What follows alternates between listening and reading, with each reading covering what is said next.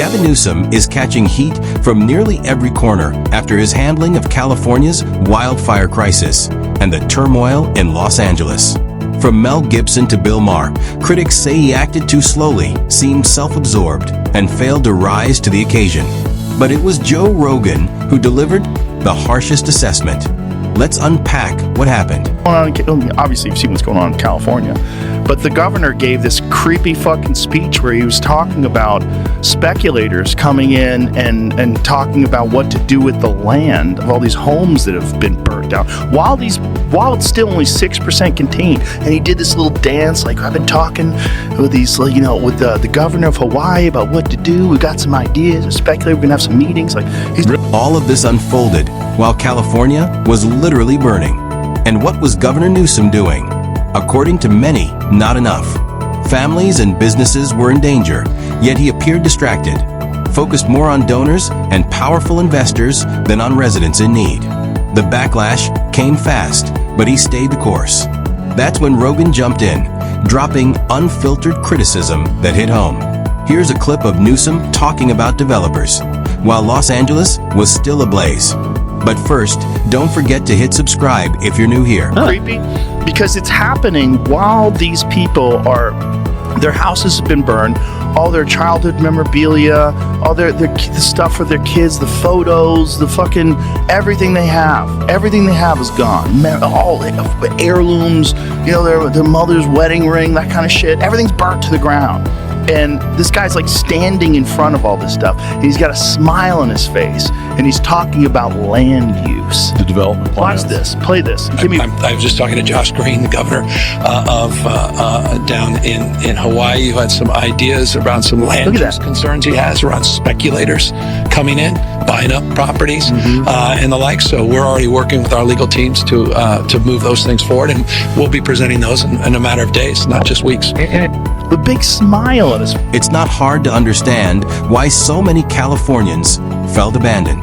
Who smiles for cameras while homes are turning to ash?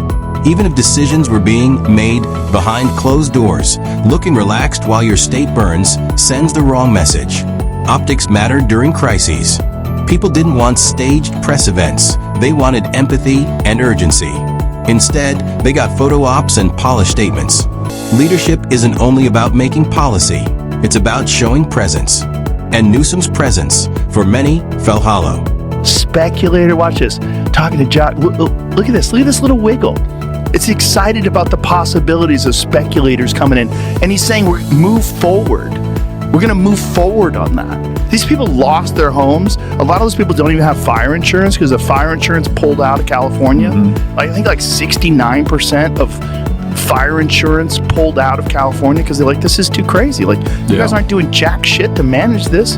You're not clearing the brush. The amount of money they could have saved by just clearing brush, by filling the reservoir, that 11 million gallon reservoir was completely empty during the time of full fire season. Why didn't you fix that? Yeah. It's all insanely mismanaged. And then this guy is on television talking really excited about that. Doing a dance in front of the burned down home that people used to. Rogan's reaction made it obvious he wasn't faking outrage. He was genuinely angry.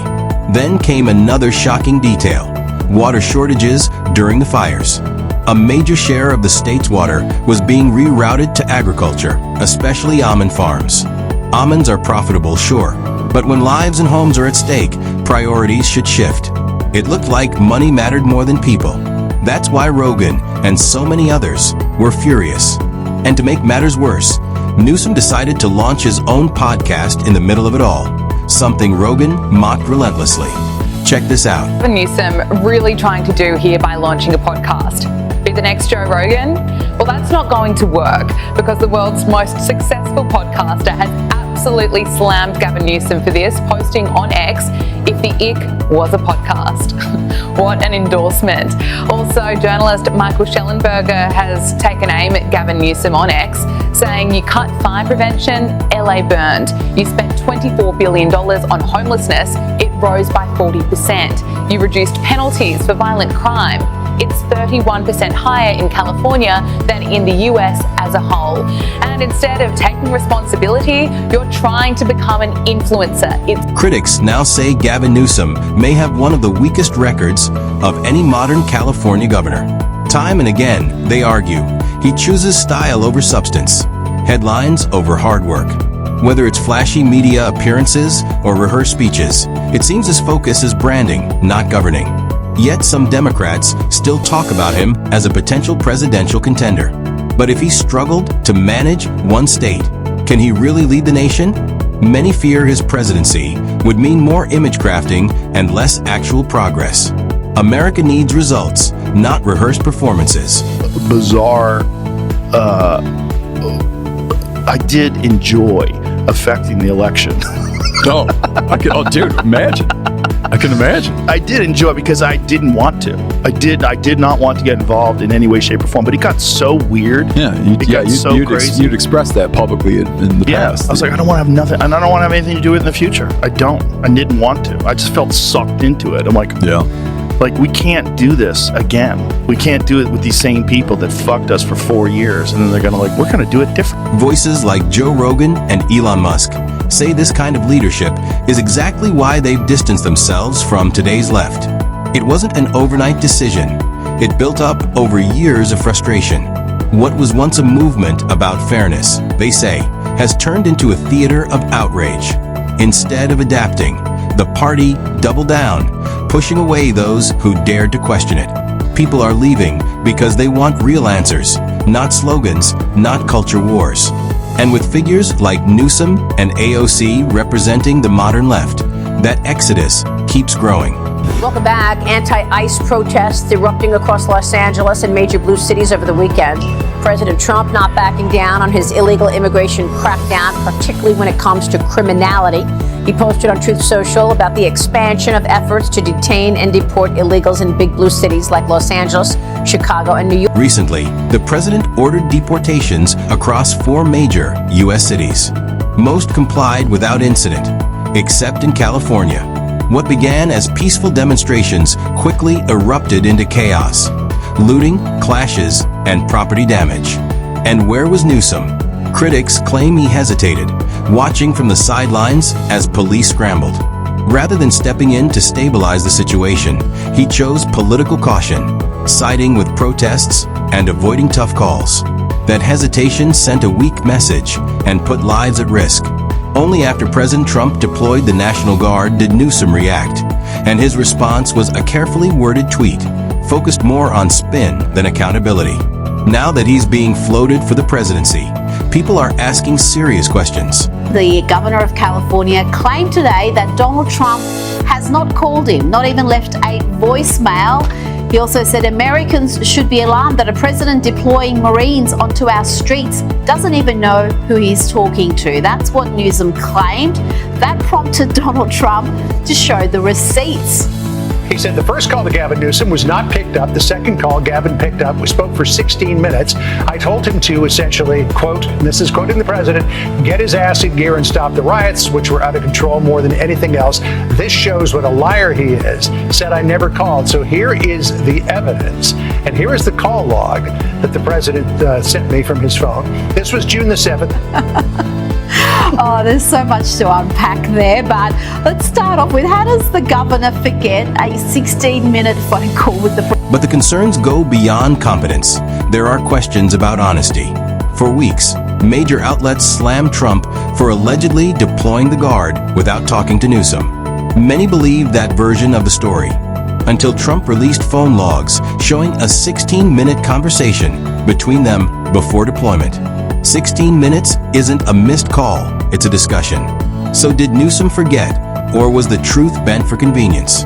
And why didn't reporters verify before running with the narrative?